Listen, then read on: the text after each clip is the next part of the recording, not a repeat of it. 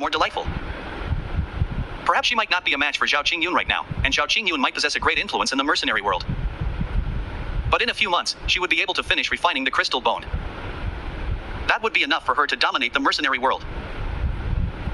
Long Chen was leaving behind his name to buy the Mushue mercenary unit the time it needed.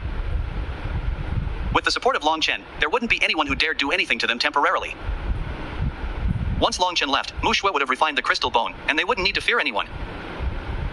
That was especially true now that they were taking Zhao Qingyun's spatial ring. Perhaps over half of his wealth was contained within that spatial ring. He wouldn't be able to cause any trouble for them until he raised more funds. Long Chen had planned everything perfectly for them. That made her feel an indescribable emotion towards him. Once the Ironblood mercenary unit's leader handed over his spatial ring, the others also bitterly handed over their spatial rings. Their expressions were extremely marvelous. Ha ha ha, you deserve it.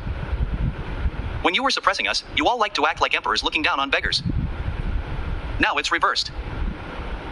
One of the warriors from the Mushue mercenary unit couldn't help but taunt them. Watching this was too addicting and satisfying. Back when the Mushue mercenary unit was first formed, they had over 100 members. But they had been suppressed by the Ironblood mercenary unit, and people had left one by one. Only 20-some members had remained.